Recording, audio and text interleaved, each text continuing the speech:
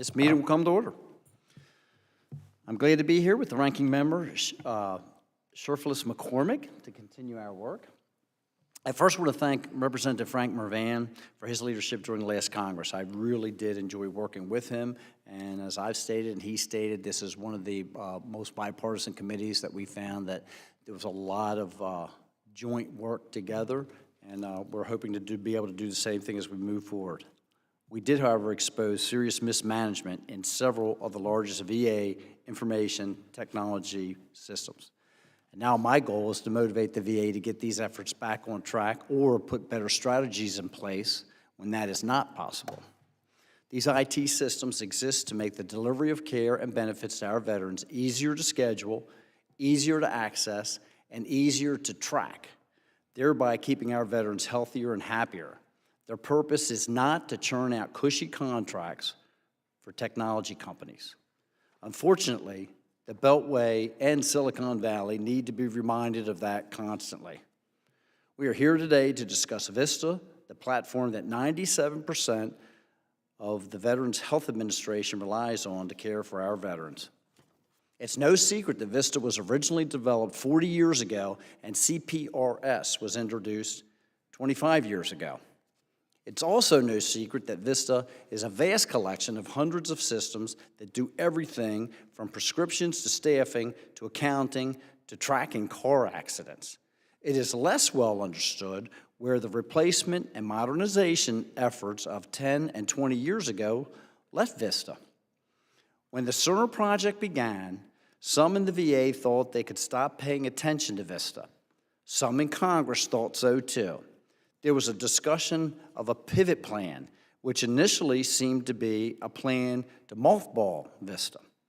As the Cerner completion schedule slipped farther and farther into the future, the pivot plan faded. The reality is, regardless of whether the Oracle Cerner implementation can be accomplished, and regardless of how we feel about that, the VA will probably continue to rely on VistA for at least another decade. And some of the elements of VistA will probably never go away because no replacement even exists. Medical centers all over the country and the veterans they serve cannot be left in limbo. Let me say this as plainly as I can.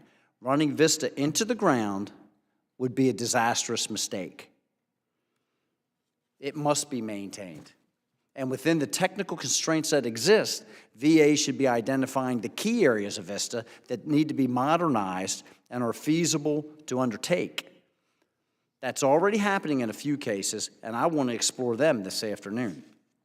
Let me be clear, there will be no more blank checks and low expectations for EHR projects. VistA and Oracle Cerner and any other EHR will be judged by the same standards. And those standards are patient safety, reliability, user satisfaction, and cost. It is not complicated. We have two esteemed panels of experts here with us today to do just that. And I want to welcome our witnesses. I appreciate you being here.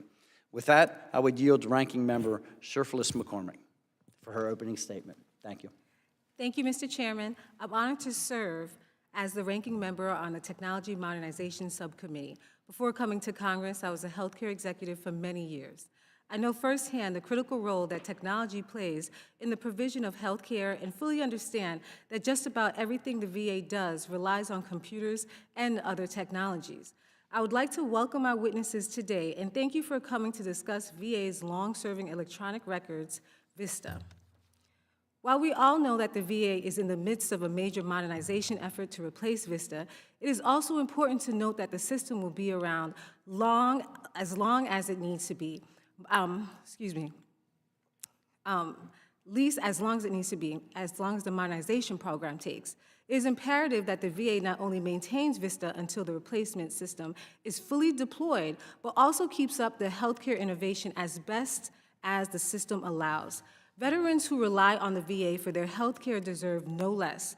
There are functions of VistA that are not related to the EHR and would likely exist long after the EHR is replaced. To be clear, we realize that VistA is more than EHR, but my goal today is to focus on the EHR capabilities. VA has spent almost 20 years, and according to the Comptroller General, over $1.7 billion in failed attempts to modernize VistA. Numerous experts told this committee that VistA is not a viable long-term solution and must be replaced. There are concerns about the cybersecurity risk, data management, and code-based consideration to be obsolete by many. Also, the 130-plus different instances of VistA do not reliably communicate with each other, let alone the DoD or community care providers. We must do better. Before I conclude, I would like also to congratulate my colleagues, Mr. Rosendale, on being selected as the chairman for the subcommittee. I look forward to working with you this Congress to ensure the VA has the resources and technology it needs to provide the world-class health care and benefits that our nation's veterans have earned and so richly deserve. I yield back the balance of my time. Thank you very much. I would like to now introduce the witnesses on both panels. First, from the Department of Veterans Affairs, we have Mr. Daniel McCune, Mr. Michael Girbino, Ms. Emily Chu from the Office of Information and Technology. We also have Mr. Charles Hume, Dr. Thomas O'Toole from the Veterans Health Administration. Thank you all for being with us today. Our second panel, we have a distinguished group who led the VA information technology during the Obama and Trump administrations. Mr. Roger Baker served as the Assistant Secretary for Information and Technology from 2009 to 2013. Mr. James Jiffer served in the same position from 2018 to 2021, and Mr. Peter Levin, who was the VA Chief Technology Officer from 2009 to 2013. I ask the VA's first witnesses on our first panel to please stand and raise your right hands. Do you solemnly swear under penalty of perjury that the testimony you are about to provide is the truth, the whole truth, and nothing but the truth? Thank you, and let the record reflect that all the witnesses have answered in the affirmative. Thank you. Mr. McCune, you are now recognized for 5 minutes to deliver your opening statement. Good afternoon, Chairman Rosendale, Ranking Member Shurflis McCormick, and distinguished members of the panel. Thank you for the opportunity to testify today about the Department of Veteran Affairs, Health Information Systems and Technology Architecture, or VistA. I am accompanied by Chuck Hume, Chief Informatics Officer in VHA, Dr. Thomas O'Toole, Deputy Assistant Undersecretary for Health, Mike Gerbino, Director of Health Infrastructure and Systems Management at IT, and Emily Q, Director of Health Informatics and IT. Veterans are at the center of everything we do, and VA is committed to providing exceptional care, services, and a seamless, unified experience to the veteran. To fulfill this mission, VA clinicians must have modern tools to ensure best outcomes for our veterans. OIT collaborates with VHA and other VA offices to achieve this mission through delivery of state-of-the-art technology, including a modernized electronic health record, or EHR. VistA provides an EHR for veteran care and services supporting over 150 applications in more than 1,500 VA facilities. There are 133 instances of VistA nationwide that share common functionality but have data and workflow tailored to the needs of each medical center and patient population. VistA has served VA and veterans for over 40 years, and we are aware of its limitations.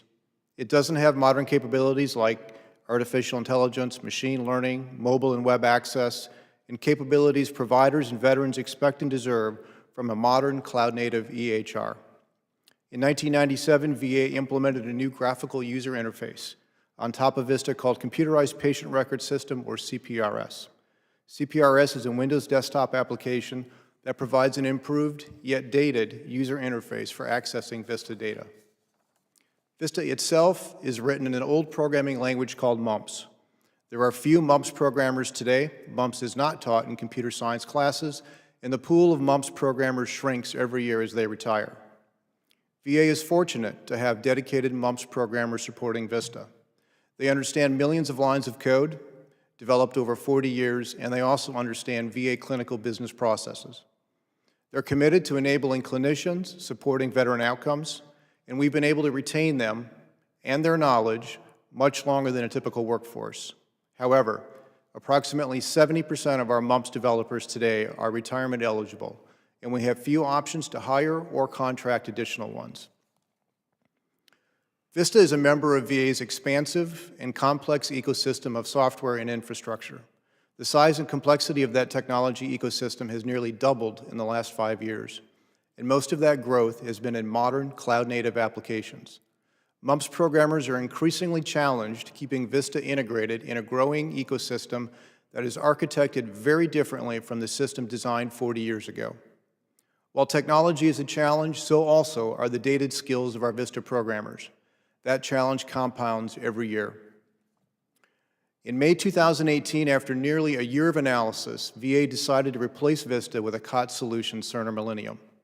However, VA will continue to use VistA until Cerner Millennium is fully implemented. During this time, it's essential to maintain and enhance VistA to preserve the uninterrupted care and continually improve the veteran service. Some of the key recent VistA enhancements include standardizing VistA code. We call this our national gold version. Move to cloud. 20 instances of VistA have been moved to the cloud, with an additional 54 planned this year. Improving access to federated health data by implementing an API gateway. Currently, there is no cost reduction tied to the new EHR solution. The cost to support VistA will increase as we develop new capabilities and interfaces, support congressional mandates, and migrate to cloud. In essence, we are supporting 2 EHR systems simultaneously until the Cerner implementation is complete.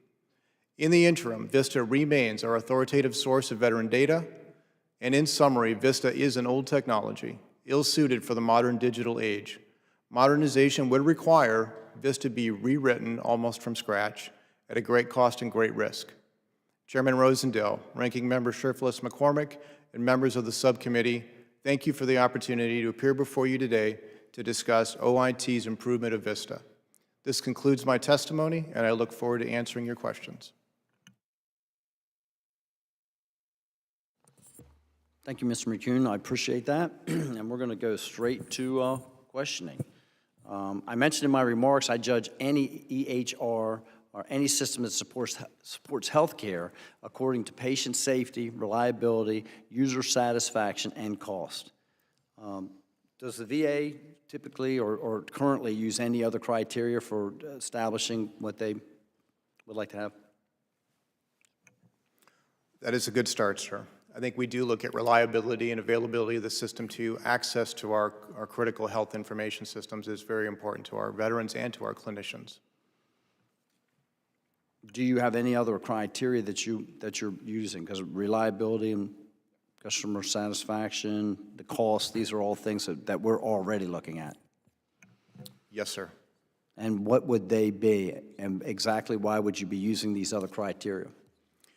So, thank you for the question. If we're looking at how do we gauge success of a large-scale implementation, is that the question?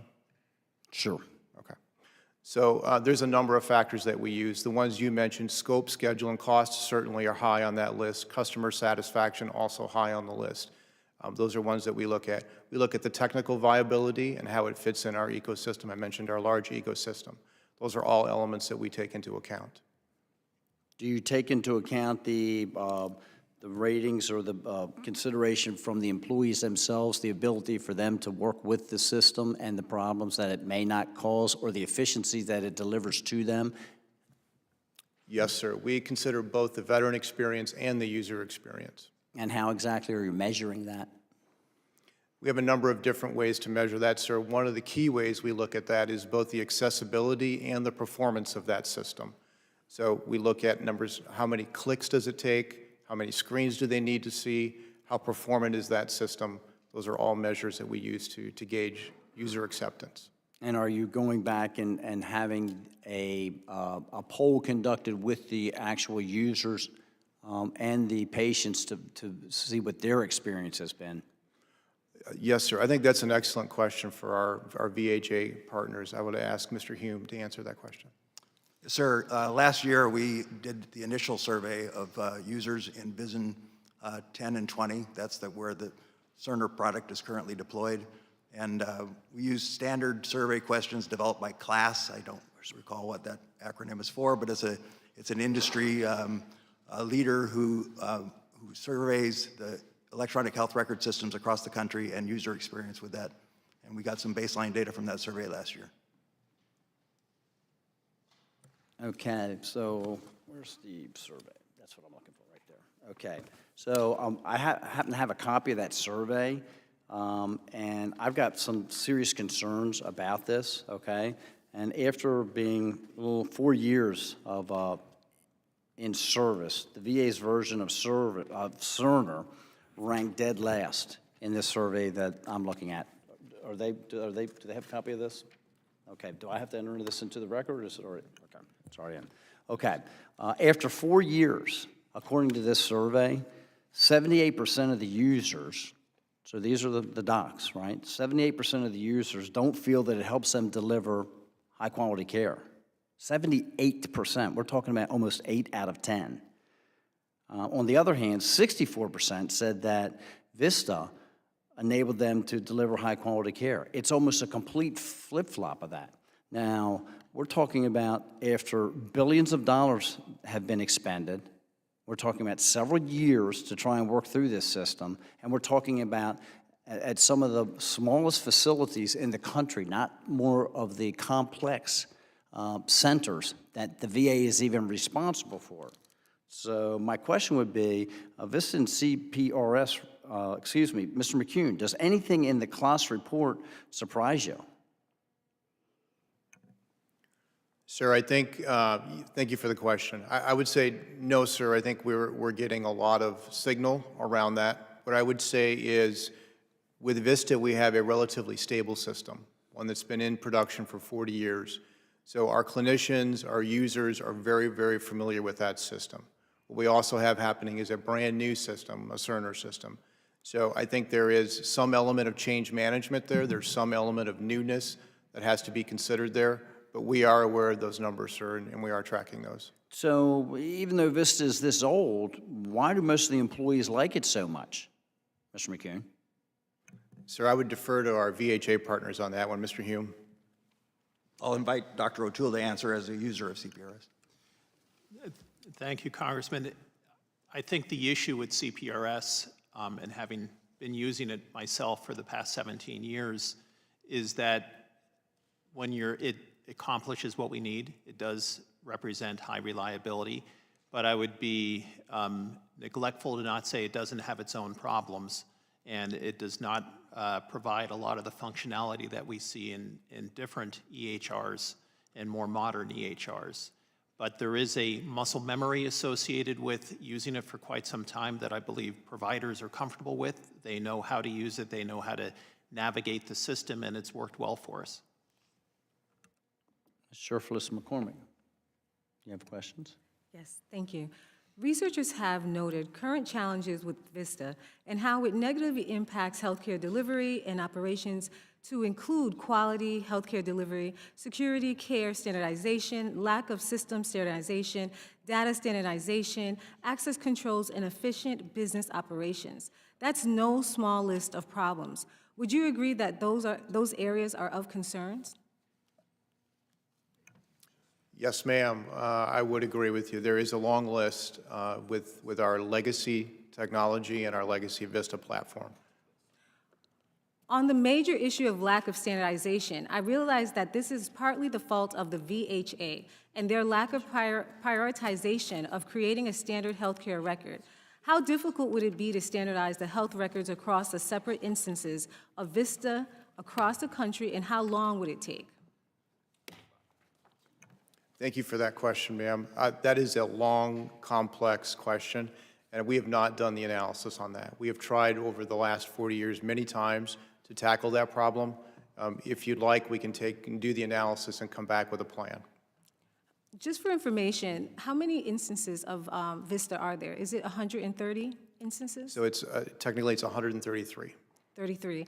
And in other situations, have we seen any organization try to actually standardize? What would be that average time? Have we seen it in 50, 60? What would that standard time if we don't know what 133 variations would be?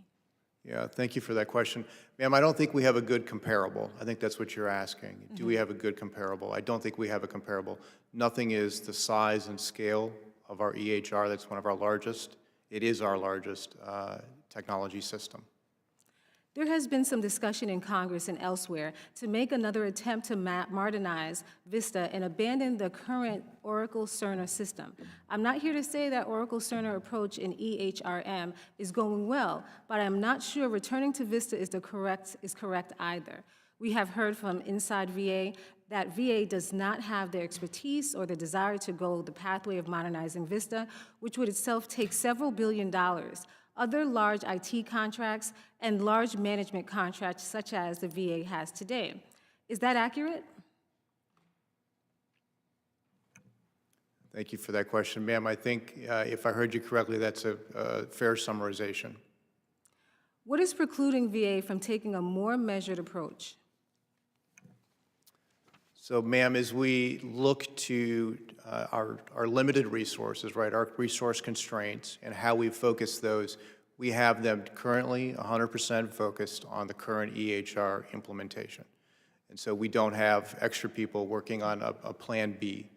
So we are fully committed to this until such a time as we need to change course.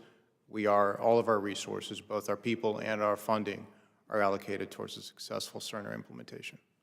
My largest concern with the current EHRM program is that staff do not feel like their concerns are being taken into account, which is resulting in potential patient harm.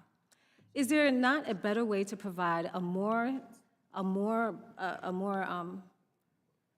better rollout of Oracle Cerner system while also providing some clarity on what will and won't be available for their use in VistA? So thank you for that question. Ma'am, I think what you have today are the people representing VistA. I don't think we're the right people to represent the EHRM solution or the challenges that they're facing, so I would defer that question. We can take that for the record. Thank you. I yield back. Thank you very much, Representative. I would now go to my friend from Texas, Representative Self. Thank you, Mr. Chairman. I want to explore the cloud migration. First of all, I'm not an IT person. I've looked for it in your testimony. What is the IRIS for Health 2022.1? What does that mean? So, sir, I think can you repeat your question? What is your reference to IRIS for Health 2022? It's part of your cloud migration testimony? Yes, sir. Sir, Mr. Girbino, can you answer that question? Yes, sir. It is our database platform that we're upgrading to that brings us new capabilities. So you're upgrading VistA, the platform as well, plus migrating it to the cloud. How much does it cost to move it to the cloud? When will you complete that, and how important is that for the future? Yes, sir. Thank you for that question. So cloud migration is an important component in maintaining and enhancing VistA. I would say that the version of cloud migration that's taking place today is what we call a lift and shift, meaning we're not changing VistA, we're simply taking it out of our data center and moving it into a virtual cloud environment. So that's what we call a lift and shift. We're in midstream there. About 20 instances today have been migrated, an additional 54 planned this year. That is not modernization. Modernization, making it a cloud-native application, would involve rewriting that code. I think you asked about costs, sir. I think it cost us around $70,000 per instance to move it to the cloud. For 130? Rough? Yes, sir. Roughly, it would be about $70,000 per instance. And is Cerner going to be on the cloud? Yes, sir. Cerner is in the cloud. Okay. And let's move to the community care providers. How many providers do you refer veterans to? Sir, I'll hand that off to Mr. Hume. Sir, I think we're going to have to take that one for the record. We do health information exchanges with 130, with the members of the eHealth Exchange, the National eHealth Exchange, as well as Commonwealth and Care Quality. We're moving toward Care Quality. So we do information exchanges with partners who have joined a health information exchange, but that is not the universe of providers that we refer patients to. And then tell me how VistA integrates with 70,000. What's the integration there? Is there any? Sir, 70, I'm sorry, I don't understand your question, sir. Can you repeat that? For your community care providers that you coordinate with, how does VistA integrate with them? And then I'd like to compare Cerner to that as well.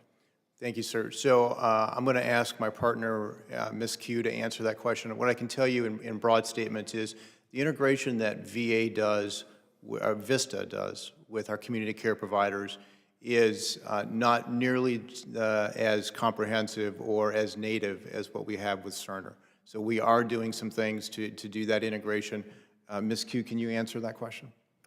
Sure, thank you, Mr. McCoon. So to communicate with our community care providers, we implemented a solution called VDIF, stands for Veterans Data Integration and Federation Platform. So this platform is connecting to Cerner JHE. At request, VDIF would respond with the longitudinal patient record to Cerner JHE, and then Cerner JHE would relay that message back to the community care providers. You just addressed Cerner, correct? That's correct. We use Cerner JHE to connect to two networks. One is Commonwealth, and the other is eHealth Exchange Network, which Cerner JHE connects to. So you already have a complex system of both VistA and Cerner in your coordination with your community care providers. Is that correct? Am I hearing that right?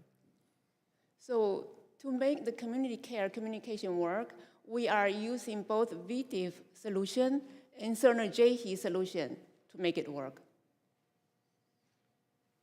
Thank you, Mr. Chairman. Sounds complex to me.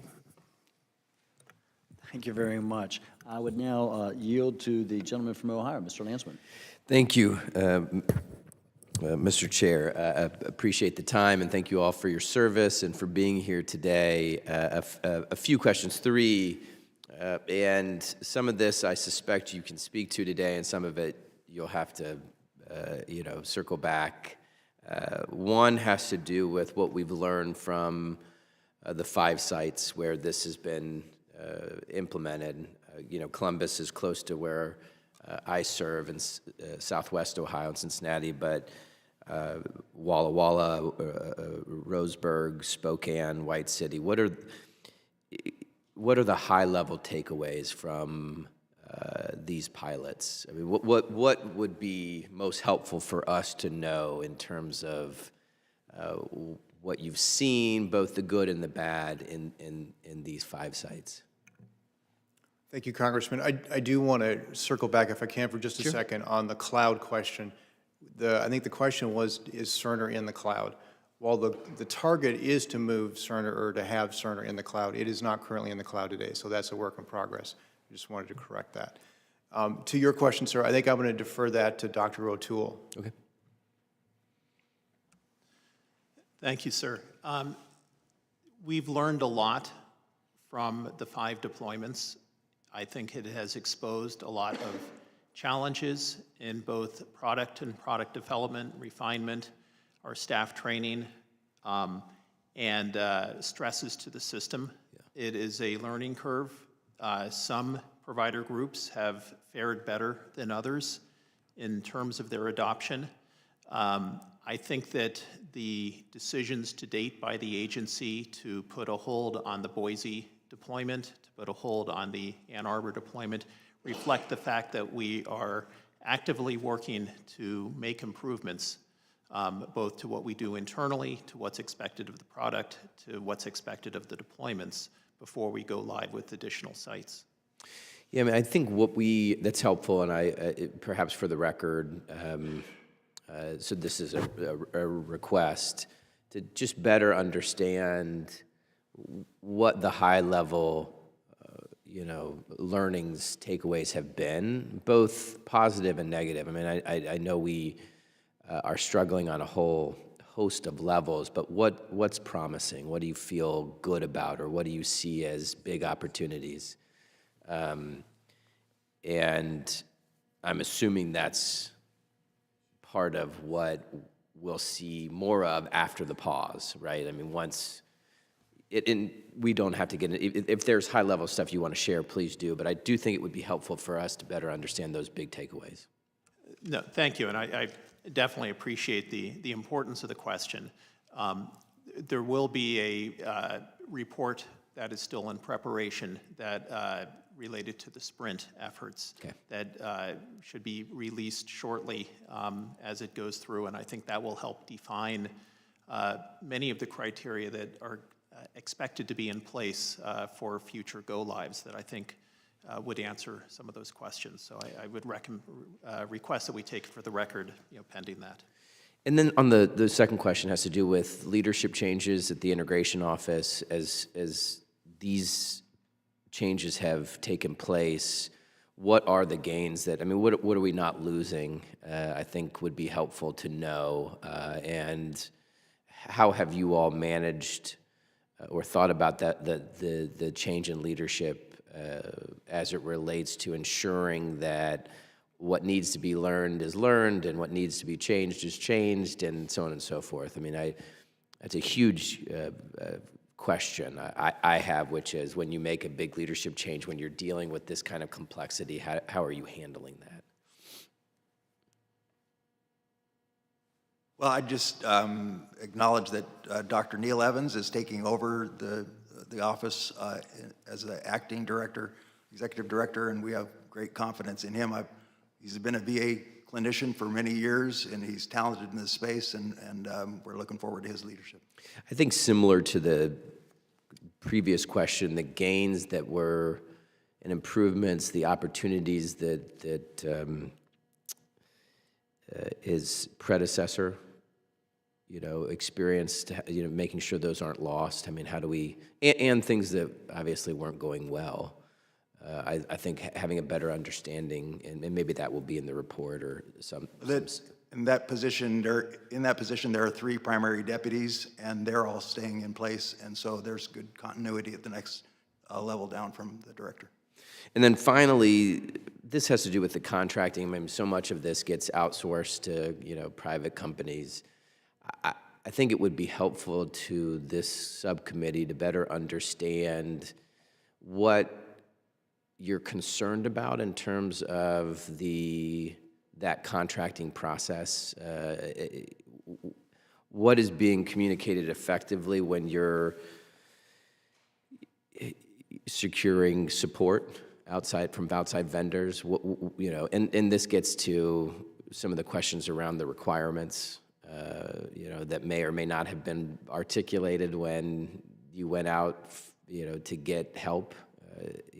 It would help me to better understand how you all are approaching that moving forward, because clearly,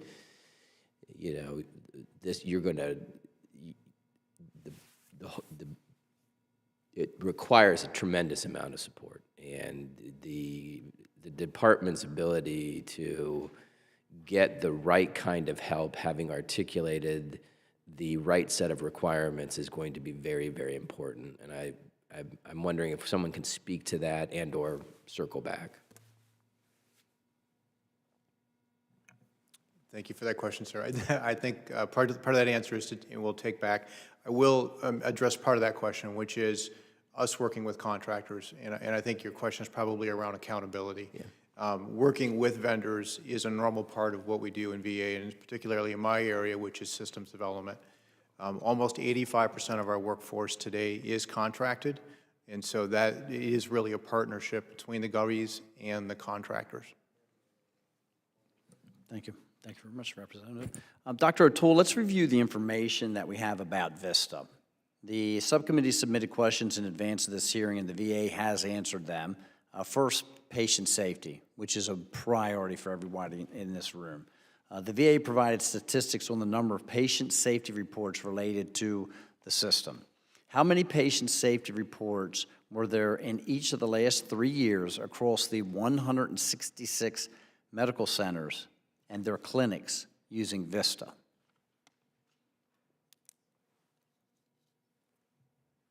So I'm looking through my notes here in terms of what we submitted in response to that question. Okay. I believe the data, which reflected two different modes of presenting, shows a significant increase. It's not broken down by medical center.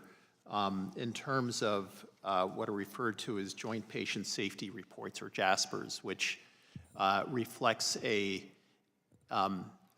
concern raised by the field, not necessarily a validated concern, not necessarily something that was reflected in a safety event or patient harm, and I think that's an important. So let me tell you the numbers that I have, and then Yes. you can tell me if this is accurate or not. But through the 166 medical centers and their clinics using VistA, we have in 2020, 12,644. In 21, we did have an increase. It was 14,637. But then in fiscal year 22, it went all the way down to 9,211. Dr. O'Toole, the information we have from Spokane for the 2 years after Cerner went live is 1,033 patient safety reports. And this is something that this committee has complained about for quite some time, extensively, bipartisan manner. That's over 500 reports per year from one hospital using Cerner. One hospital, compared to an average of 55 reports annually from the VistA hospitals. How do you explain this huge difference? In short, why has the Grand Man Staff VA hospital become the most dangerous VA hospital in the country? Well, thank you for the question, sir. And again, I'm not going to try to minimize by any stretch the concerns that staff raised at Man Grant Staff and continue to raise at Man Grant Staff regarding safety concerns. And I think it has been well documented and well noted challenges that we've had with the deployment of the Cerner product, Cerner Millennial product, at Man Grant Staff, related to a lot of issues, not the least of which is deployment during the pandemic, deployment with significant concerns about product readiness, training, and so on. We are striving to be a high reliability organization.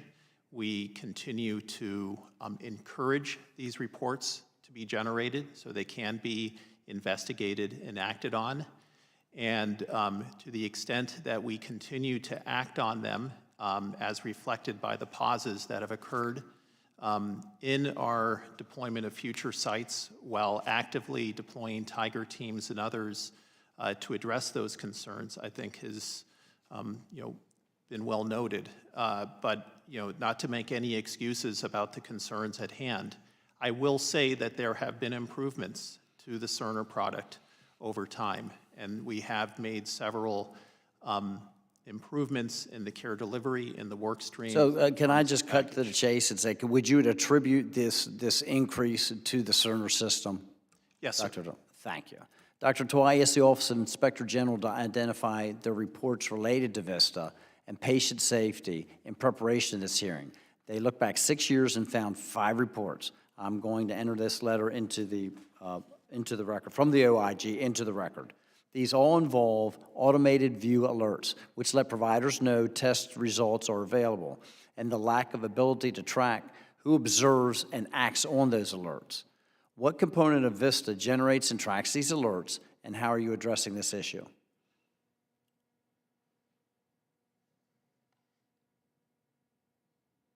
Well, I believe you're talking about alerts and reminders that the system generates, usually as a result of the configuration of or mandates to perform certain tasks, clinical tasks. Dr. O'Toole would be better to answer that. Perform certain tasks at certain times, and the providers are reminded through those alerts to perform those tasks. So for clarification, is that what you're referring to, Congressman? Yes. Okay. Yes, so the clinical reminder and clinical alert system within VA is something that has been used for decades now as a means of reminding providers, both for specific screening questions, view alerts for patients who may be at risk for certain events, as well as reminders for different clinical activities. It is something that is currently tracked and actively tracked and fed back to the department through our data and analytics group. So again, the question was, what component of VistA generates and tracks these alerts, and how are you addressing this issue that they're not being resolved?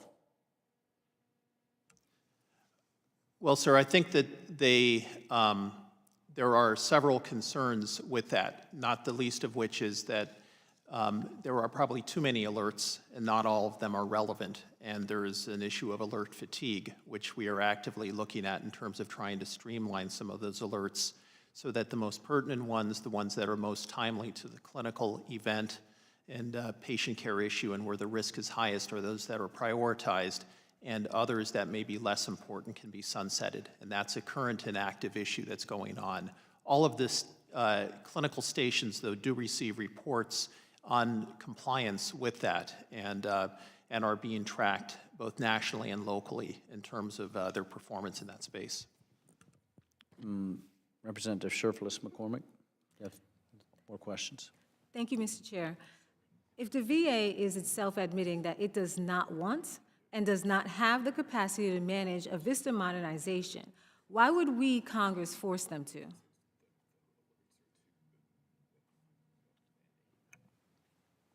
Thank you for that question, ma'am. I don't think we're asking you to force us to do that, right? I think what we have today and what's before Congress is a difficult choice. We've got a system implementation underway today, and we have an aging and legacy system that we have struggled multiple times in the past to modernize. It is not an easy choice, sir, or ma'am. It is one that we're continually looking at. Previous testimony indicates the VA spends about $800 million a year to maintain, improve, and stabilize VistA. Is that accurate? Yes, ma'am.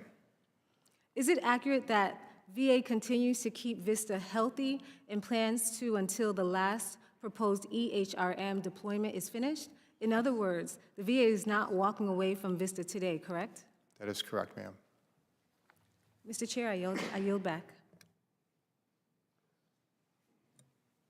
Representative Self. Thank you, Mr. Chairman. So you've testified that you've delayed Boise and Ann Arbor. Given that you restart your Cerner rollout, when would you anticipate the last use of VistA? Thank you for that question, sir. I think that timeline is a little uncertain. We have, as we started the Cerner rollout, we were planning for 10 years. VistA is our interim solution. It is an interim solution for an indefinite amount of time. 5 to 10 years is the time window we're looking at now, but that may extend. So from what I'm seeing, let's take the 10 years out with the delays. What's VistA going to look like in 10 years? And let's go back to your mumps coders. This is not unique, by the way. Companies are pulling COBOL coders out of retirement.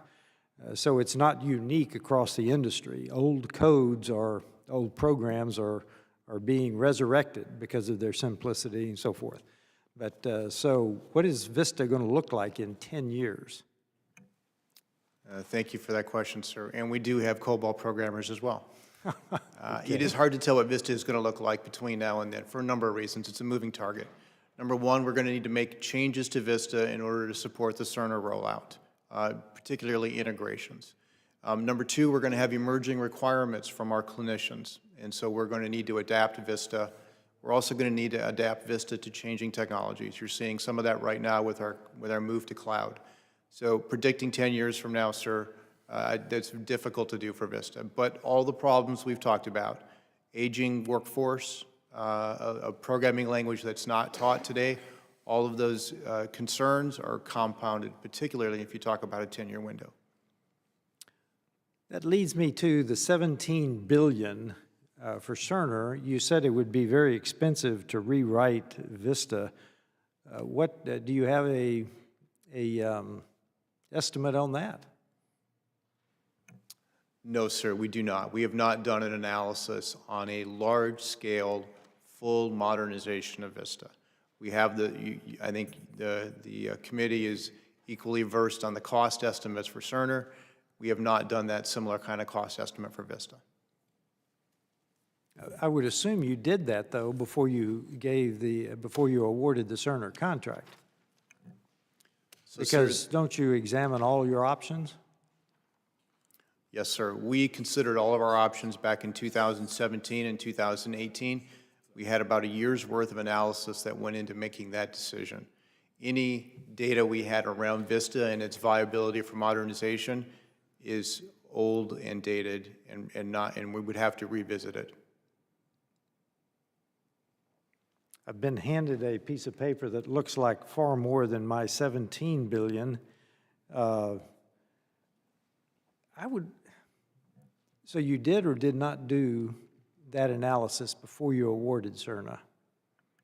So, sir, thank you for that question. We did do the analysis back in 2017 and 18 on all of our options, and that's when we chose the Cerner solution. Do you remember what the VistA rewrite was? No, sir, I do not, but we can get that information. I'd like to see that. Thank you, Mr. Chairman. Gentleman from Ohio, Mr. Landsman. Clear? Okay. Representative Surface McCormick, go ahead. Thank you, Mr. Chairman. In 2017, GAO issued a report documenting the challenges with the VistA's pharmacy system. The report was entitled, "Pharmacy System Needs Additional Capabilities for Viewing, Exchanging, and Using Data to Better Serve Veterans." Many of VA's plans to address the pharmacy system were to use the Oracle Cerner pharmacy solution as part of the EHR suite. If VA were to abandon the Oracle Cerner product, would VA need to go back and fix each of the pharmacy issues outlined in that report and others? Well, many of those findings have been addressed over the last 5 years, so particularly with respect to a graphical user interface for pharmacy. We would have to take for the record the specific things that were done and were not done out of that report. Do you know how many were already fixed versus how many are left? We would have to take that, unless you're able to answer, Dan. Okay. VistA may have less problems today, but is part of that because everyone knows how to use it and knows its quirks? It's like a stable old family car. Everyone knows you need to jiggle the clutch when it gets stuck in third gear. Would you agree with that statement? Yes, ma'am. What patient safety issues comes up with VistA? My concern is the lack of coordination for all veterans, with a focus on veterans often overlooked and left out.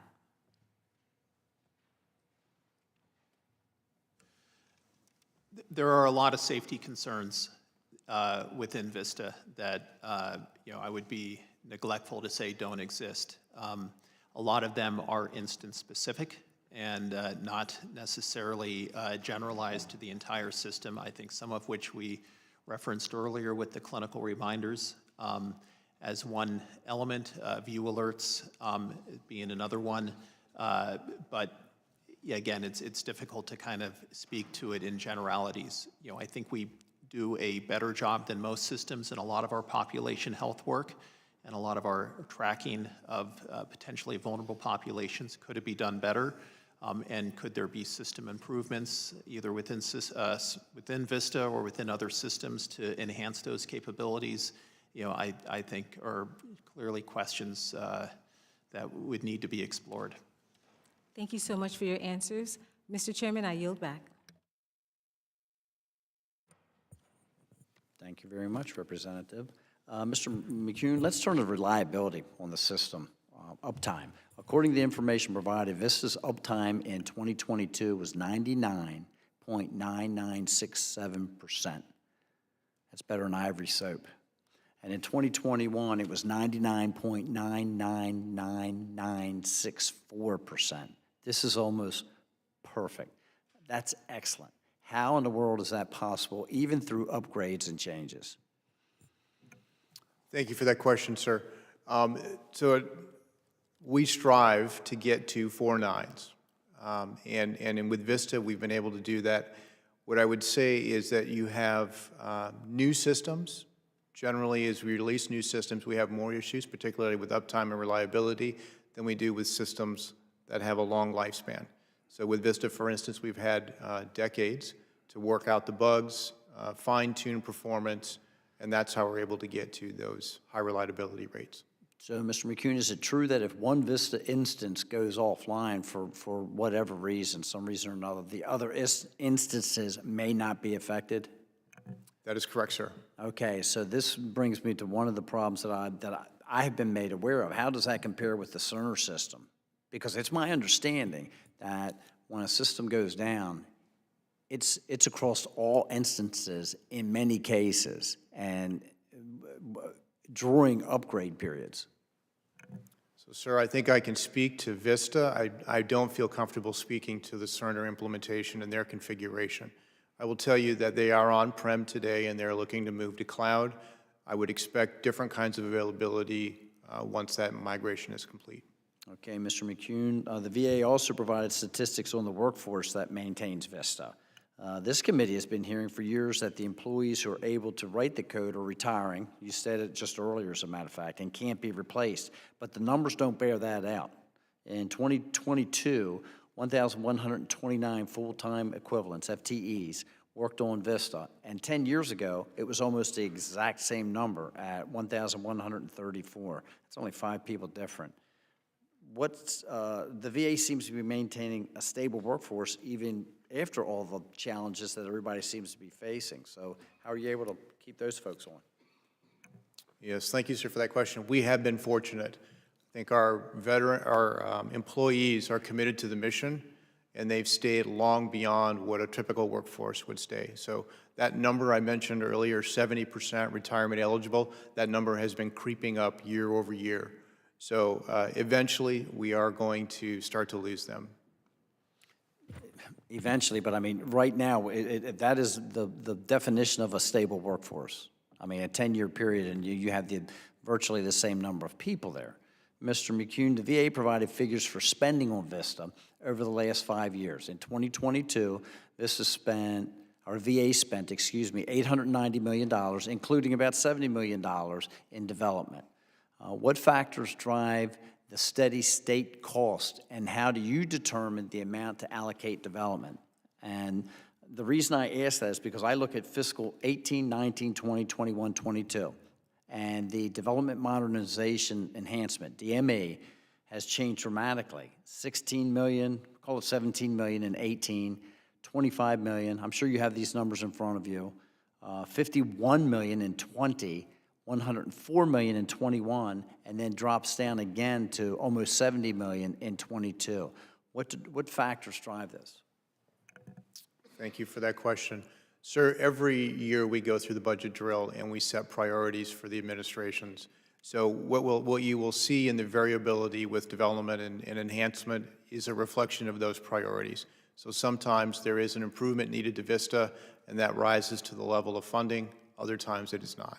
Okay, so I will tell you my concern, and that is when we see that Cerner's now on year 5 of 10, and we were told about this rollout taking place, and we look at 18, and we see the Development Modernization Enhancement being starved out of VistA.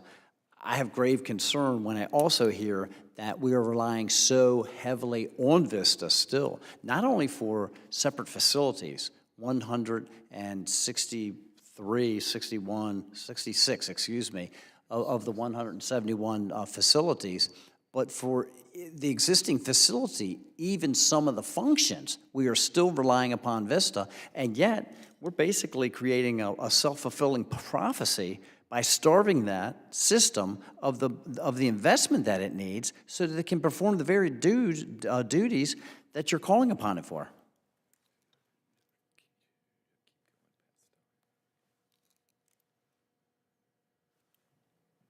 Can you respond to that at all? So, yes, sir, I appreciate the concern around the funding levels, particularly for development of VistA. What I will tell you, sir, is that our resources are limited, and right now both our people and our budget are fully committed to that Cerner implementation. Mr. McCune, I understand that your funds are limited, okay, and that you're budgeting, but when I see a system that's providing the vast amount of healthcare delivery information for you, and I see you starving it, and then you come in before us and tell us that it's not only being utilized for the vast majority of the facilities, but the facilities that are utilizing Cerner are still depending upon this system as well. Why would you still starve that system of the revenue it needs to provide the technology that is working? Yes, sir. So most of our funding to date around VistA is with that integration with Cerner. So again, it is limited resources, sir. A lot of funding is being spent on migration of data, on building integrations between VistA and our legacy systems and the Cerner system. So yes, sir, you are seeing a tapering off of development on the VistA platform. And at the same time, we've got a $1.1 billion investment that is being sent to Cerner, again, where we see 5 facilities that they're funding that aren't working properly, that are still relying on the VistA system. You think that's a wise allocation of funds, Mr. McCune? So, sir, I can speak to the VistA the system and our funding and allocations there. I would take it back for the record and our experts on the EHRM side of the house. Okay. Ms. Sherfless McCormick, I am sorry, I went way over. Do you have any additional questions for this round? Mr. Shelf, do you have any additional questions? Thank you, Mr. Chairman. I just want to follow up on your point there. Will there be an end to VistA, or will the integration, will it be required well beyond Cerner rollout? Because I think I'm hearing there may not be an actual end to VistA. Am I hearing that correctly? So thank you for that question, sir. I think there's a couple of facets to that question. One is what is going to be replaced by Cerner? And of the, I think, 150 modules, all but 5 of those are targeted to be replaced by Cerner. So very little would be left over from a VistA perspective. On the VistA side of the house, we are cognizant that is an interim solution. That end date is indeterminate at this point. So we are making investments in VistA to make sure that it is resilient, that we maintain the level of performance that we have today. So we are not stopping work on VistA. We realize it's going to be around for a long time. And the 5 that will remain, are they important? Are they minor? So those 5, sir, will be replaced either in the short term or the long term. That list has been a little bit fluid, and so we're waiting for it to stabilize before we take action on that. But if we do indeed stabilize on those 5 modules, we will start to work on modernization plans around those 5. Thank you, Mr. Chairman. I yield back. I would like to thank this panel for joining us today, and this panel is excused from the witness table. We'll bring the second round up. Thank you very much.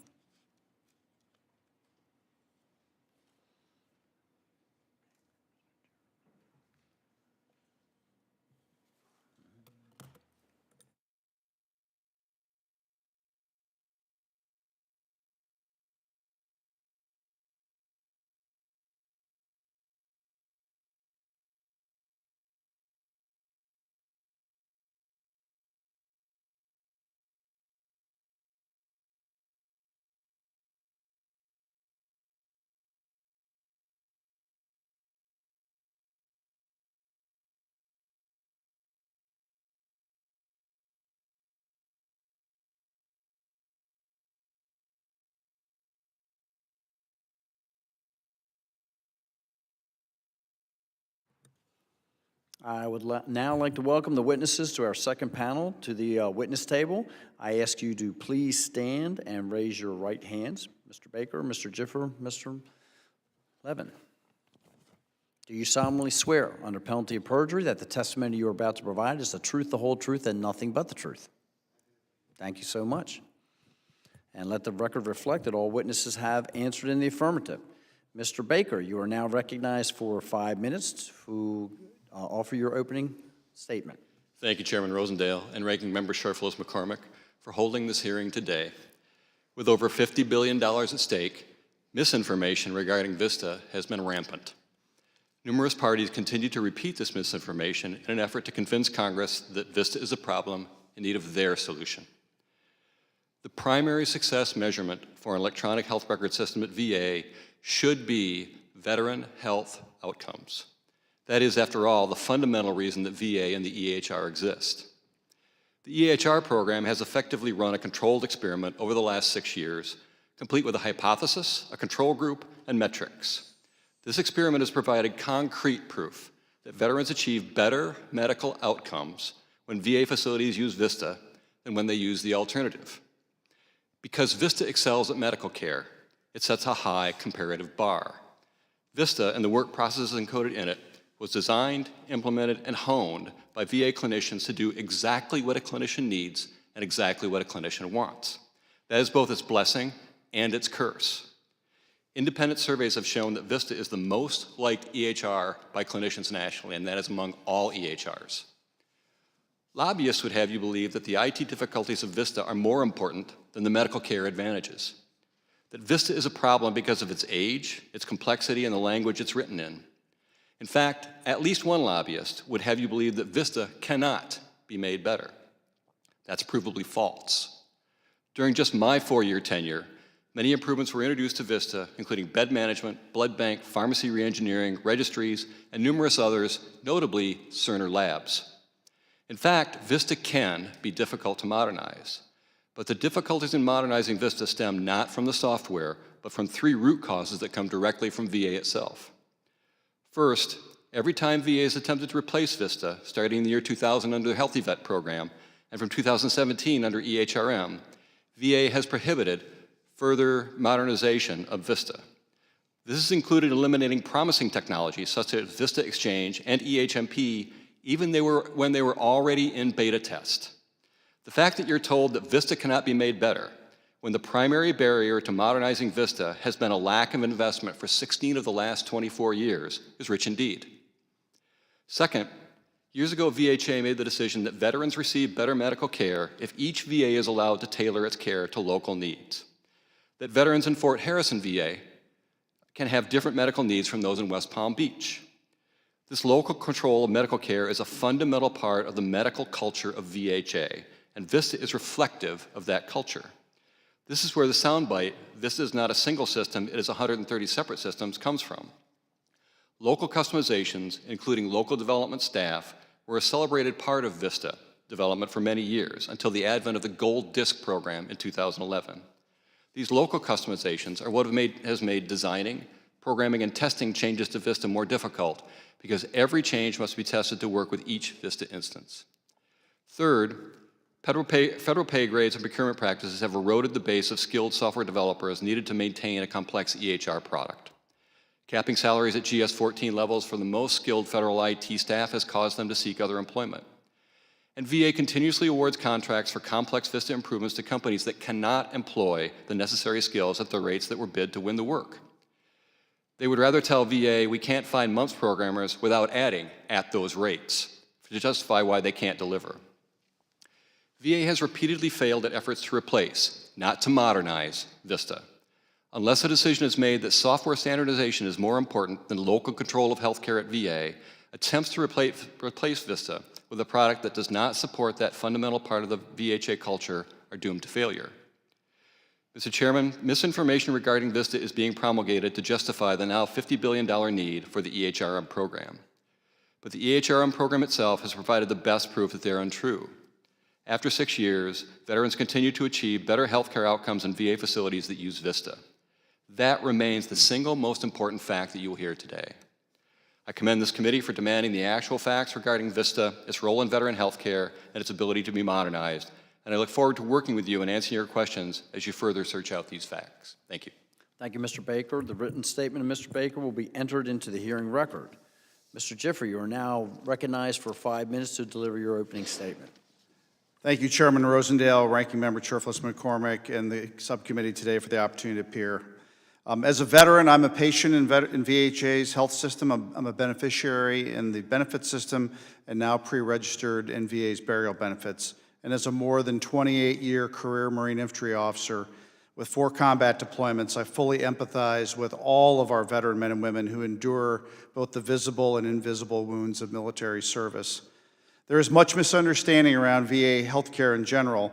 VA healthcare is unlike commercial systems.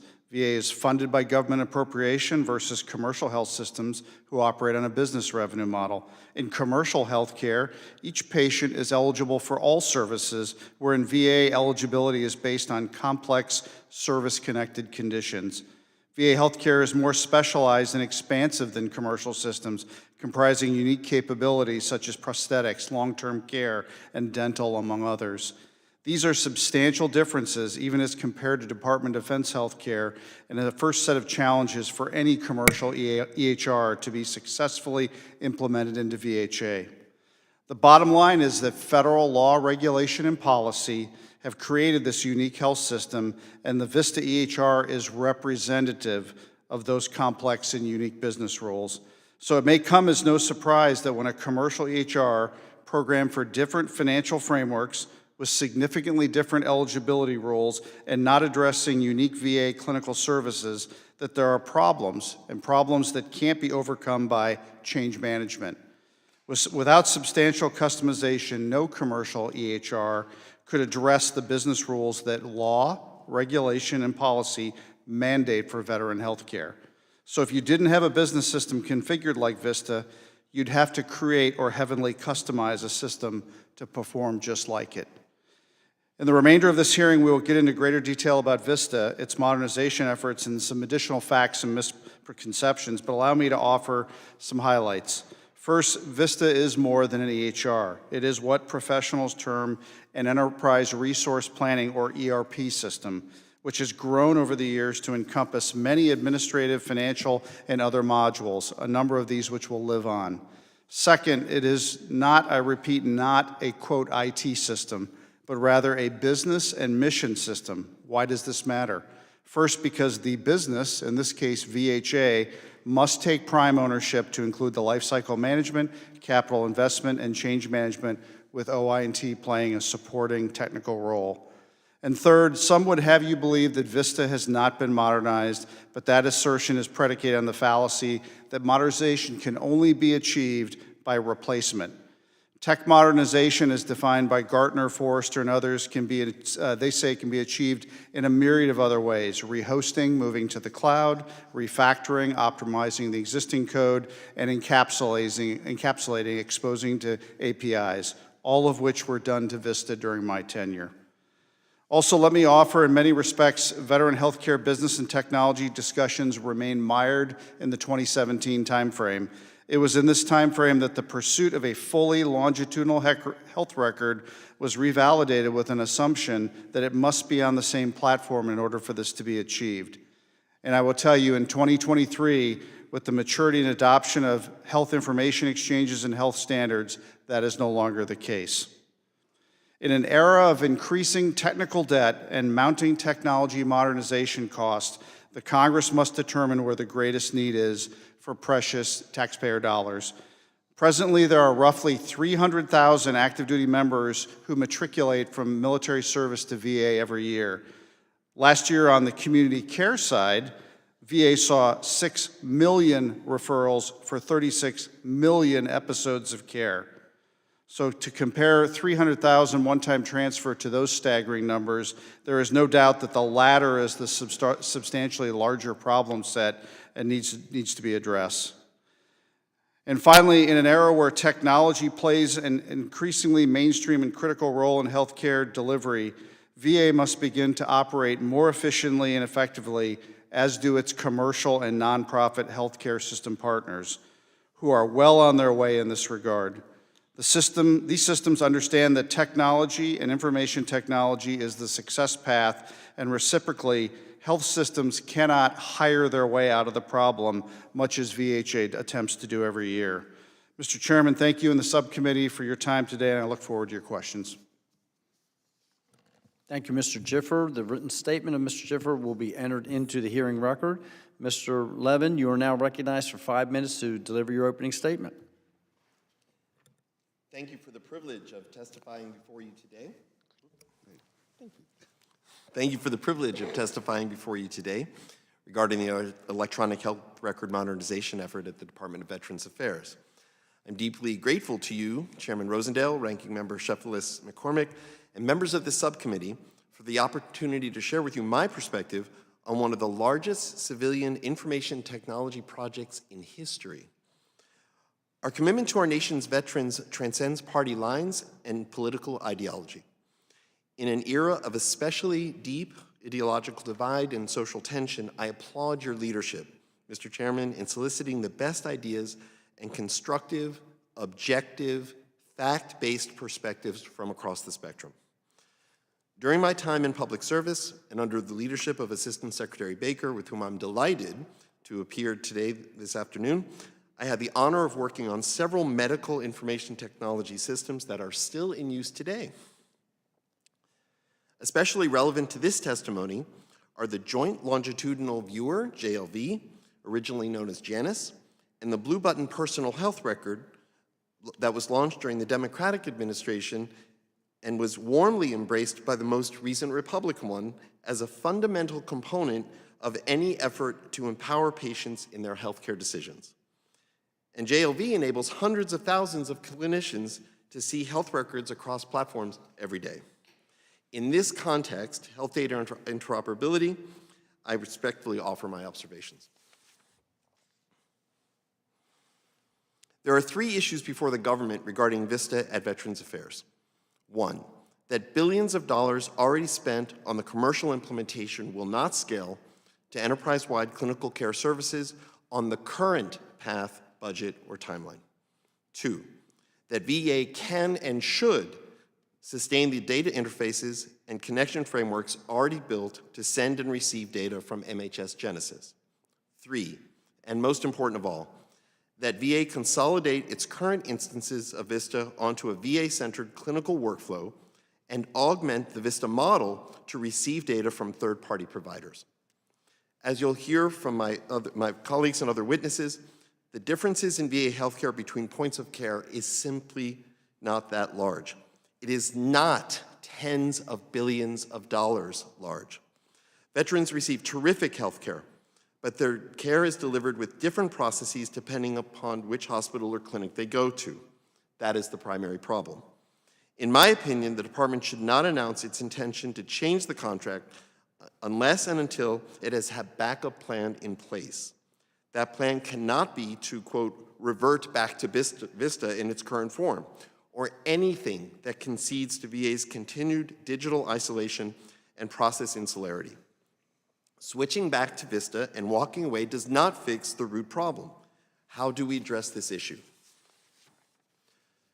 First and foremost, cloud technologies are now stable and mature enough to enable consolidation onto an authentically single platform.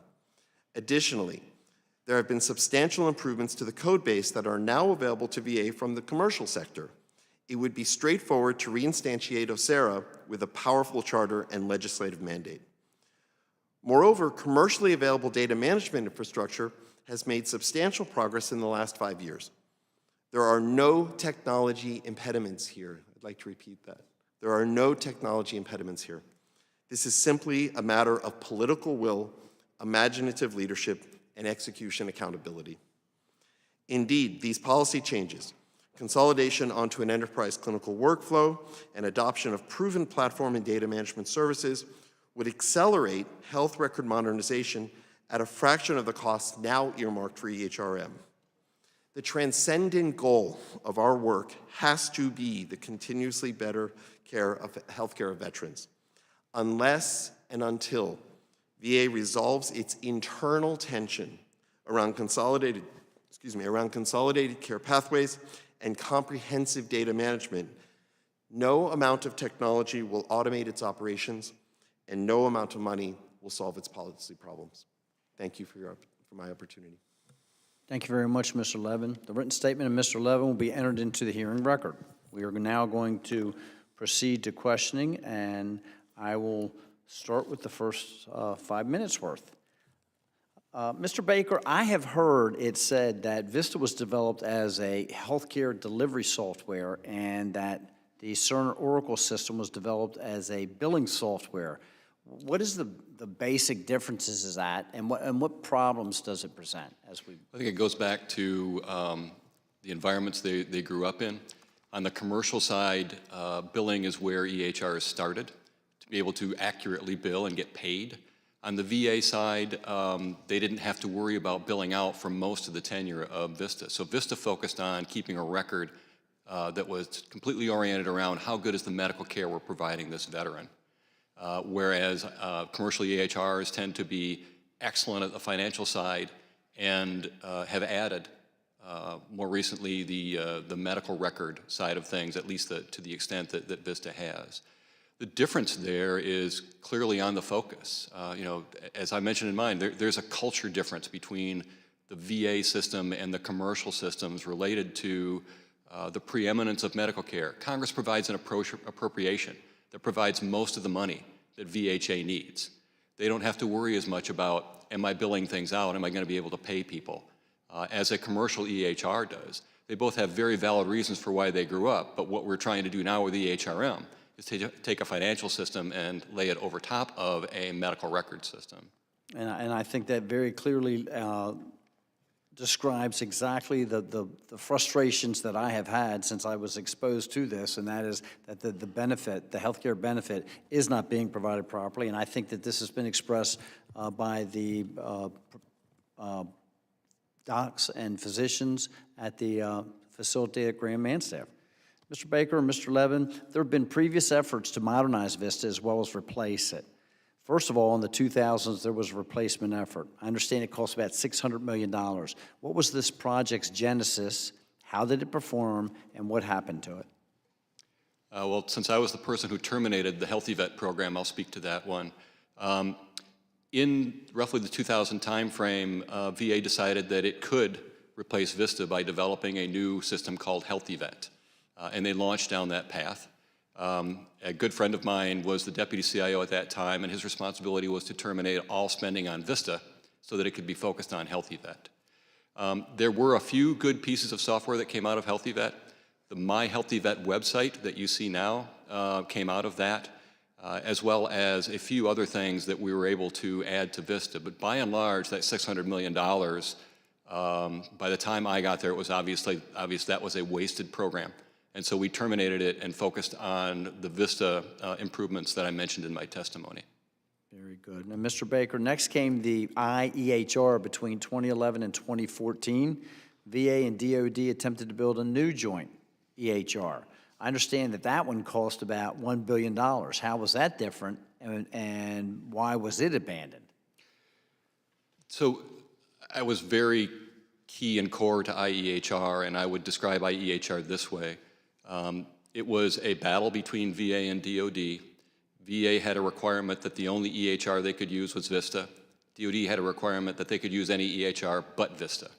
And we spent a lot of time in that battle. Now, let me, since Dr. Levin sees that time much more rationally than I do, given how deeply I was involved, let me just ask him if he has any further comments there. Thank you, Mr. Baker.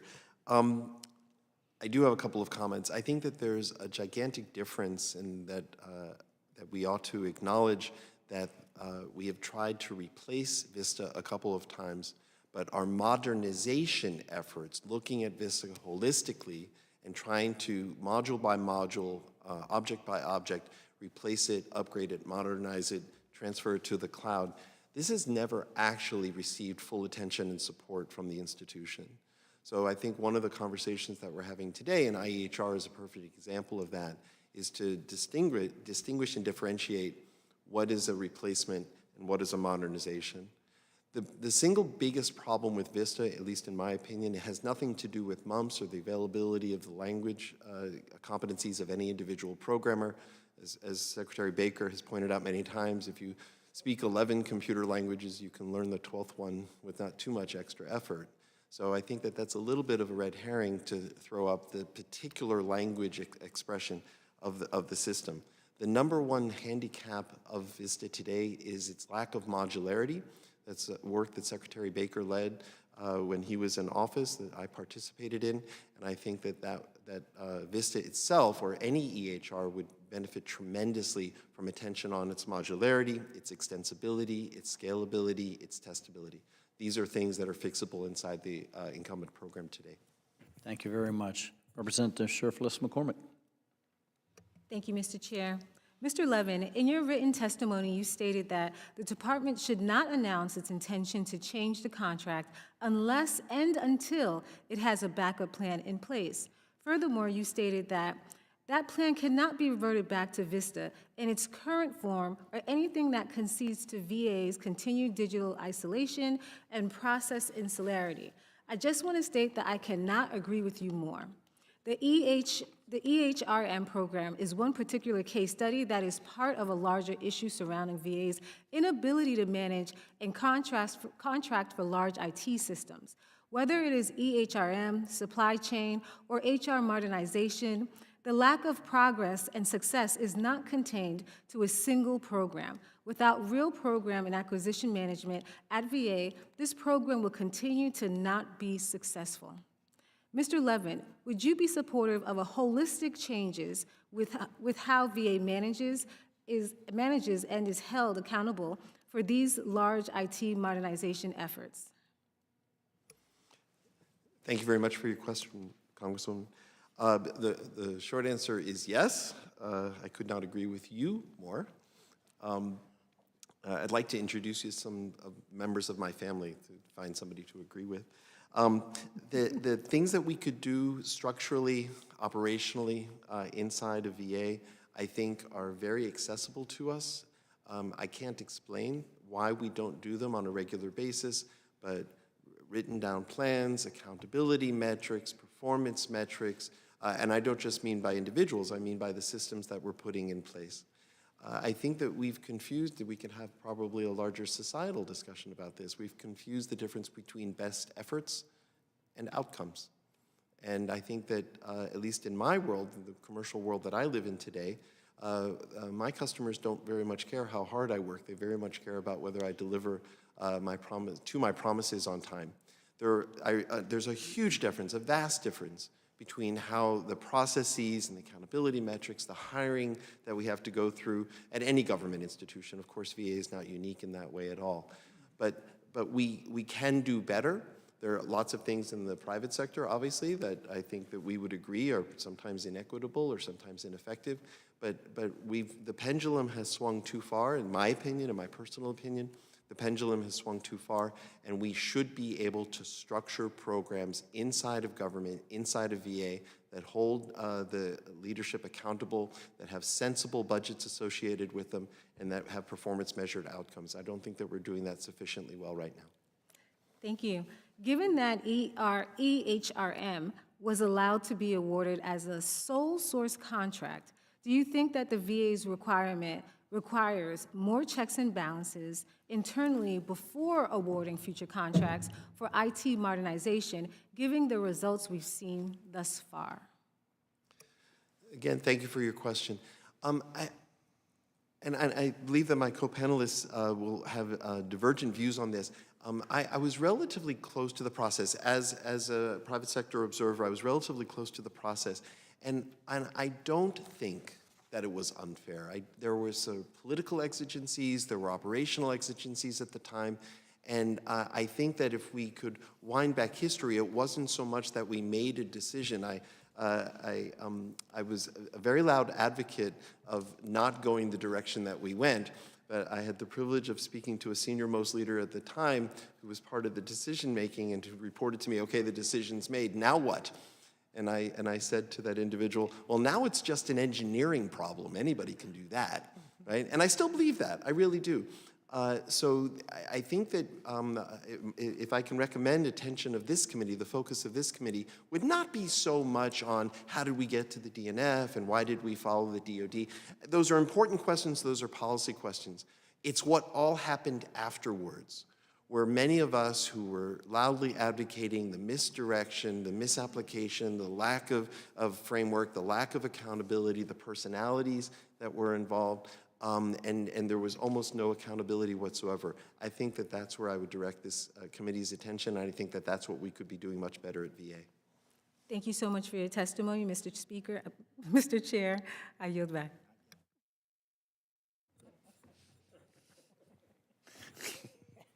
Representative Self. Thank you, Mr. Chairman. I want to go back to the languages, though. That seems to be a major point for the VA. As we've said, other old languages are used. Is there any other language that could be used to modernize VistA? So as modules are changed in VistA, frequently they are written in other languages. In my written testimony, I talk about VA's attempt to implement Cerner Labs, which is written in a completely different language. The points at which MUMPS is critical is as you understand the complexities in the architecture of VistA and making changes to that as you add the new modules that are going to interface to it. And so that MUMPS expertise is necessary, but even in saying MUMPS, what you're really saying is expertise about VistA as a large-scale application. It is, by definition, by what it tries to do, a very complex piece of software because it is also a very accurate and very extensive piece of medical software. We want it to be as good as it is because we get our medical care from that. But the short answer is yes. Frequently, the new pieces are written in different languages, but you have to have some level of MUMPS expertise to be able to interface to what remains there from the VistA system. So if I understood you correctly, surely there are people other than your more mature MUMPS coders that understand the VistA architecture. It's not something that you want to give a neophyte access to. It's like having them drive, your Maserati. You're having your 16-year-old son drive your Maserati. Not a good idea. You'd like them to get some training on other things.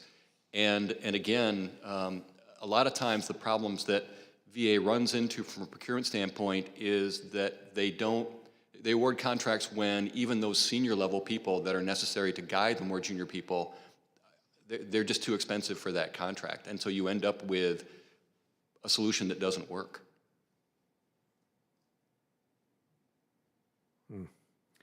I understand that clinicians like VistA, IT does not. What are the IT reasons to cancel VistA? And then we'll get to the clinicians. Do you want to take any of that? Congressman, I would probably reject that characterization. I mean, IT, and certainly what's not to like is that when you're working with brittle systems, that are not, refactored and hosted in, the best environments, right? And it's a work in progress on VistA. Ultimately, when you back at 2017, and I was admittedly not with the agency, it was an agency decision to go to VistA. It was not a vote of no confidence within OINT. And I think the other thing, too, is to get back to your language point, at some point, the increasing trend you see in all in all verticals and healthcare and others is managed services where companies that do this work well can take on bits and pieces, those modules we were talking about. And you're going to see more of that, right? Companies that do pharmacy real well, companies that do scheduling real well. The VA should not be in that business, right? They should look to who are the vendors that are best of suite with regard to those capabilities and incorporate them. And at that point, you've shifted the risk to the vendor, to the commercial provider, and you don't care if it's written in MUMPS or C++ or COBOL or whatever language it's in. If I could add, sir, the interesting point that the chairman was making earlier about same number of staff. The IT people that work on VistA love the product. They love the product. The affinity, the people that I have heard from inside VA since they found out I was going to testify, telling me, please do this, has been extensive. And so there is this large group of people, several thousand, that know this product well and want to see it succeed. And they're part of what we look to engage with the open source community. At the time we were doing that, and they would like to continue to participate in moving this product forward, and they have a lot of expertise. Interesting. So that brings me to a simple question. What advantages to the veteran does Cerner bring? I don't think I'm going to be somebody who's going to give you any of those. I'm not aware of things that for the veteran today are better because of the Cerner implementation in the 5 facilities than they were before VistA was there. And I'll ask if my partners want to say anything. Yeah, maybe as the lone veteran, I'll hazard a guess here and say that ultimately it should be about the clinician deciding that the care outcome is going to be better for the veteran. Right. Largely as the veteran, and I saw this in some of the earliest communication about how great the new EMR was, and again, as a veteran patient, it doesn't matter to me. I shouldn't know whether it's VistA or whatever the EMR is that the care is being provided for. At the point that I care about what the system is that's being provided, I'm probably being negatively impacted. But I'm speaking to former secretaries. So in your view, or in the view of the current VA, I'm starting to not understand any advantage of the Cerner. I'm not aware I'm of not talking, I understand you're a veteran, I'm a veteran, and it should be transparent to us. But at your level, at the decision-making, the policy level, what are the advantages that Cerner will bring? The theoretical advantages, I don't believe they've been realized yet, is that Cerner would be easier to maintain and easier to move forward than VistA in the out years of the program. That would be the theoretical advantages, but there is no hard evidence that that theoretical advantage will actually be true. And the cost, in my opinion, is going to be substantially more than it would be from a VistA perspective for the near and the midterm. Okay, you've just gone back to my first question. What is the IT advantage of Cerner? Doesn't seem to be one. Mr. Chairman, I yield back. Thank you. We'll come back around for another round so you can have some more. Now we're starting to get to the crux of where I wanted to go for this next round of questioning, and that is the investment as opposed to the theoretical promise of benefit in the future, okay? Mr. Baker and Mr. Levin, let's turn down the modernization efforts. What was the purpose of the Gold Disc project? How much did it cost, and what did it accomplish? So, Secretary Baker, I don't remember how much it cost, but I remember it not being very expensive. Is that true? My best understanding is it was single-digit millions, Yeah, that's right. probably in the 5. I would want to ask VA for the specific numbers, but it was not an expensive program. Yeah, I would have hazarded. I'm glad that Secretary Baker went first. I would have guessed it was much smaller than that. The outcome of the Gold Disc program, which I want to immediately confess, was not perfectly successful. It was a great first start.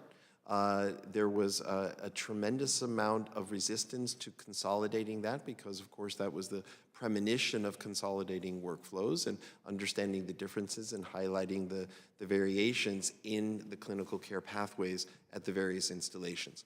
So I don't want to make it sound like the Golden Disc was, in fact, what its name implies. The nomenclature amplifies a little bit the success. That notwithstanding, probably the most important outcome, I'm looking at Secretary Baker when I say this, was that we consolidated FileMan. So the most challenging, the most difficult, arguably if we use an anatomical analogy, it wasn't the heart and brains, but it was one of the vital organs. And we went after it first because it was difficult, because we wanted to demonstrate that, in fact, you could start modularizing the code, you could start creating test harnesses around the code, that you could do what we're discussing here today. This goes back 12 years ago, sir. Right? And for several $1 million, you were able to accomplish this? Yes. Okay. Mr. Baker, Mr. Levin, why weren't you able to eliminate all the differences between the VistA instances? Well, the most important thing was it was a joint program between VHA and OI&T, And we got to the point where there were differences that VHA was unwilling to, if you will, exert their internal political capital to get their organization to agree to. And when we achieved, we had gotten to about 95% commonality across the platform. When I left, we felt that was a good start, and we felt that it would continue on. And I want to commend Mr. McCune. My understanding is that it has continued on, and that they are now achieving, if not a single gold disc, but very close to that with VistA at this point. And so his efforts on that part have been great from our perspective. Very good. Mr. Baker, Mr. Levin. VistA Evolution began in 2014, and it was canceled in 2017 when Cerner started. It was estimated to cost about $5.3 billion over a decade. What were its goals and what was accomplished with that program? I don't know that I can speak to the goals. I think VA's goals were bigger. It was developed after I left, and so I think the goals were bigger. I actually was at one of the contractors at that point that was developing that. What was developed was something called VistA Exchange, the ability for a VistA, or a clinician, the data provided to a clinician to come from a wide variety of data sources, multiple EHRs, multiple data sources, and present a single computable view to the clinician, and a web-based version of the CPRS interface, so a modernization of that into what's called a widgets-based interface. Both of those were in beta test, and other things were in beta test in the Hampton Roads facility when that project was canceled. Okay, so this question is going to be for all three witnesses. Regardless of the AHR system chosen, is the VA ever going to be able to accomplish a monumental rip and replace project? And should they even be trying to do that? We can start over to my right, Mr. Levin. Congressman, with respect, I believe that the answer to your question is no. It's not so much even a question of the competencies and skill. It is certainly not a question of the commitment of the people who work at VA. It is absolutely a question of the structure, the accountability metrics, the frameworks in which they have to operate today. So under its current framework and structure, the answer is no.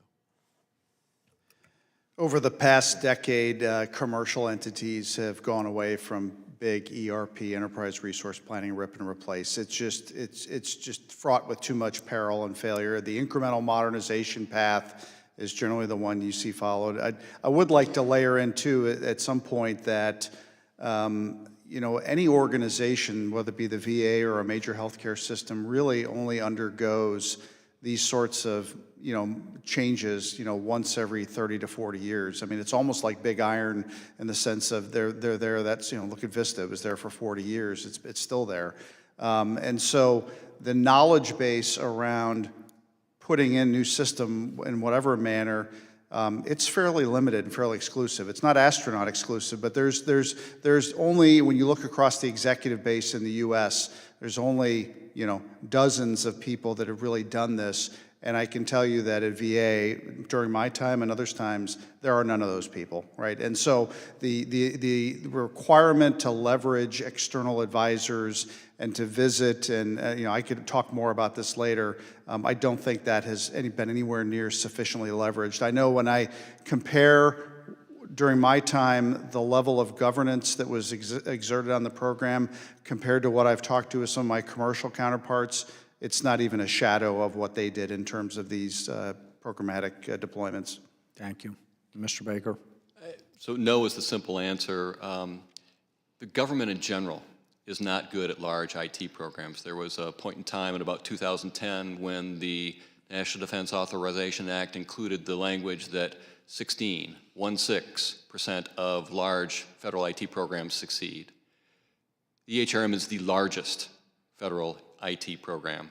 It's not being done by DoD. VA does not have the same program management capabilities that DoD has. Especially looking at the evidence of the growth in the budget of the program, it's a very good indicator that at this point in time, VA has no chance of actually succeeding on this program. Thank you. Thank you very much. Ms. Sheriff McCormick. Thank you, Mr. Chair. Mr. Jaffer, what role did you play in Cerner's EHR modernization at the VA? So I feel like I'm back at my confirmation hearing. Certainly the Office of Primary Responsibility for EHRM and VA very deliberately was segmented into a specific office. During my time, the Office of Electronic Health Record Modernization, and then it was supported by two business units that were the existing EMR owners, VHA as the business owner and OIT as the technical owner and operator of the system. And so both VHA and OIT supported the Office of Electronic Health Record Modernization in their programmatic oversight and scheduling of those wave deployments. Do you think in retrospect that was a bad decision to have OIT on the outside of the program with CIO having such a limited role? When you look at innovation and putting in new applications and new systems, often you have to get past the current, the existing system owners, both the business and the IT. So I don't think that was necessarily a bad decision. Each organization does it a little differently. I had a conversation with a commercial CIO as just kind of a refresher for this panel the other day. He elected, like in his own cylinder of excellence, to have a separate organization. So there's pluses and minuses to both approaches, and that's the one the VA selected. I recognize you entered VA service a few months after the Oracle Cerner contract was signed. From your perspective now, do you think the strategy to do a sole source contract with Oracle Cerner was a good decision? Well, as I said in my opening remarks, in that time frame, the premise, when you looked at where technology was, or more importantly, where it was not in terms of health information exchange, again, you could make a case that if you were going to derive the benefit of having that longitudinal record, all the way from the time someone enters military service until they're buried, in a VA cemetery, that it needed to be on a single platform. And that's why I said a lot has changed in the past 6 years, certainly in the development of the health information exchanges. And then when you layer in this whole notion that you have this smoldering ember of a problem over here with 300,000 people changing hands every year, and over here you have 6 million community care referrals, 36 million episodes of care. That's only going to grow larger. We need to kind of make a rational decision about where those precious those tax dollars are paid. And by the way, where you're having that progress on the Joint Health Information Exchange, that can also accrue benefits back into the DoD VA system and that data exchange. Do you think the VA did appropriate planning, research, and standard program management related to this contract and program? As I mentioned just a few minutes ago, when you compare and contrast what the VA has done and likely continues to do, and compare it to any one of the number of large commercial systems that have been on a similar electronic health record journey, you would be concerned about the disparity between the governance and the efforts that these commercial systems have exhibited compared to VA. It's what Secretary Baker said too, is by and large, not to give an excuse, government agencies do an exceptionally poor job at managing, and I would call them, I said it before, business transformations. They're not IT programs. It's not an enterprise IT. It's not a security program. We're not putting in a new service management tool. This is a business and mission healthcare system program. My final question for you is, do you think it was a wise decision to deploy Cerner EHR in the middle of a pandemic in a facility that was not yet ready, with technology that was not ready, just a few weeks before a presidential election? Well, I know that the original date, having been in those meetings, was October of 2019, and the decision at that point on go, no go was really predicated around what the chairman and others have talked about, was those 73 different applications or interfaces that Millennium was going to have to draw services from, and those were just not ready. And so that was the initial decision to push off. And then at the point that it went into the following year, it really was more in VHA and to the facility, to Spokane's decision as to when they would be ready to go live. So I think that decision was really pushed down to the lowest level possible, certainly to the medical center director at Spokane. Thank you for your testimony. I yield back. Representative Self.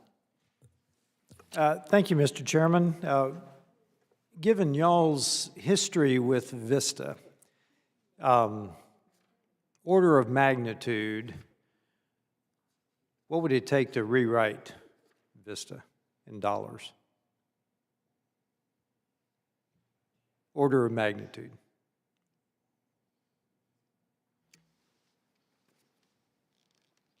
I would hope I'm on the high side with $10 billion. Thank you. Mr. Chairman, I yield back. Thank you, Representative Self. I'm going to go into these instances. I've got a batch of questions about that. This question is for anyone who wants to answer. Why do the different VistA instances exist, and how are they different? How much of, what I'm trying to figure out is how much of each instant is identical, okay, that they all match up, and what are the examples of the differences of the instances? So I'll start off, Mr. Chairman, and I'm sure Secretary Baker and Mr. Levin will jump in. As you heard earlier, it's the rough average is about 95% commonality between the 133 instances. I would say, again, it's a business and mission decision as to that variability, right? And the first thing you have to realize is, not every VA facility is the same. There are a range of clinical capabilities all the way from, and let me just use the Northwest where it's currently being deployed, all the way from Puget Sound, which is a level 1A facility with all the top levels of care, ICU, ORs, things like that. And then you compare it to Spokane, which is down to level 3. And so you could imagine that based on those different levels of facility care and those clinical capabilities, there would have to be some variability or differences in the instances, and I'll pass it off from there. So basically, it's talking about so I'm understanding the types of procedures that are offered in each of these facilities, some being much more complex and some being just a standard primary care. I mean, literally different clinical capabilities. Again, Puget Sound has an OR and an ER, and I don't believe. So outside of that, let's just say outside of that, if we have similar, we'll call similar facilities offering similar procedures, okay, what are the differences? Are we still dealing with 95% commonality, or is it greater? I think today you're dealing with more. At the time that I left off, there were a few packages where there were alternative versions of the package that one facility might choose to implement and another facility would choose the alternative. And again, this comes from the day and time when the way packages got developed is one facility would build them and another facility would build an alternative to that, and various hospitals would choose which of those they liked. So by the time we started the Gold Disc program, there was a plethora of what's called Class 3 software. Were they all still communicating? Communicating to the sense that you can see the record from any VistA system in any other VistA system. I don't know whether that data is computable in all circumstances when it goes from one VistA system to another VistA system. So it depends on your definition of, quote, communicating. Okay. But there was a plethora of this Class 3 software, and what we did was basically ask VHA to settle on one version of each of those packages and then make that the standard. And they got down to about 5% where they said, we need to offer both of these or all three of these because we can't tell the facilities to just go with one. So the variation wasn't, if you will, things all over the map. It was, oh, you've chosen the 1A option instead of the 1B option for your facility, but we support both the 1A and the 1B option across the enterprise. Okay, so they were supporting them, so to make sure that I'm clear, so when I'll say communicating, so you could view it, regardless of which facility you were in, you could view it. Yes. Could you enter data, if a veteran came from one facility to the other, could you still enter data if you were at a different facility? My understanding is that the veteran would have a new record, a new record at the new VA. So, for example, I live in Florida. Lots of people will come down to live in Florida for 6 months and a day for tax reasons. But they will have a record in their Florida hospital as well as their Ann Arbor hospital, for example. And you can view, but they will have separate records between the two hospitals. That's my understanding. And it's subject to correction by VA. No, that's correct, and I can use myself as an example. When on active duty, it had to be seen for a minor accident in Minneapolis. I had a record there, and I have a record in VAMC DC, right? And the two are just related. And again, can either facility make amendments on either record? Or can you only make amendments in your facility for that record? I believe that you would have to specifically go to the other record and sign in as a user on the other VistA system to make actual changes in the other record, is I believe the answer. Okay, so let me ask you this: does it come up as like a file, as an additional file, so that you can see it as part of the patient's record? Yeah, my understanding is that you get an alert as a doctor that says there are other records, other VistA records available on this patient. Would you like to view them? Okay. Again, I want to leave this subject to correction by VA. They know the VistA system in depth much better than I do. Okay, thank you. Thank you very much. I am out of time myself. I'm going to turn this over to Representative Sherfless McCormick. Thank you, Mr. Chair. This question is for Mr. Baker. You participated in VA's IEHR program, which eventually collapsed, and the transition to VistA Evolution, the program which has stopped before the current Oracle Cerner EHRM. A very conservative estimate from the GAO using VA data show that efforts costing at least $1.1 billion. What makes you think going back to VistA is a good idea right now? So I base my assessment on of why you go back to VistA on two things that I've talked about. One is just based on the track record at this point of the program. For someone like me who's seen a lot of these programs, it's obvious this program has failed. The question is how much money we'll spend before we fully recognize that. And the second thing is, one of the main metrics I use is, are veterans getting better health care? If today veterans were getting better health care in facilities where the commercial product was being used, my view would be entirely different. You know, compared to the amount of money we spend on medical care at VHA, $50 billion is a relatively small amount. But if you're not going to produce better health care, then why spend that money? Because it's all about better health care for veterans. And so that's my reason why I believe we've got to go back to VistA and then a path forward. I don't think VistA is the end solution. I want to make that very clear. We are at this point now because we have failed on EHRM and we need a solution for the midterm while we figure out how to get to the long term. Thank you. And do you have ideas for how VA could descope the current contract with Oracle Cerner and use it for the bare minimum services, and then use other IT service providers and companies to fill in the gaps so as to diversify risk? I do, and it would take us much longer than we have in testimony. Sadly, I think about this a lot. Something about VA gets into your blood, and I can speak for all three people here. We remain dedicated public servants, even though we're not getting paid by the government at this point. And so, yes, we've talked about this. We have lots of thoughts on it. We'd be happy to share those with you. That would be wonderful. And given what you know about the IT industry, would you have done a sole source, no bid contract like VA under the Trump administration did? And would you have mandated the use of an integrator? I'm not a fan of integrators on large programs like this, just from everything I've seen from that standpoint, and my track record speaks to that. No, I didn't like the sole source. I'm loath to criticize people that were in the arena at the time, but it was an odd way to go at things. I read your written testimony and agree with you that the VA culture of allowing customization in its medical centers has contributed greatly to failed attempts at modernization. Is there any management structure in place at the VA where Undersecretary for Health and the CIO would be required to sit down and make decisions based upon priorities for deploying a modern EHR? I'll just start by saying it depends on what administration you're talking about. When under Secretary Shinseki, absolutely, absolutely.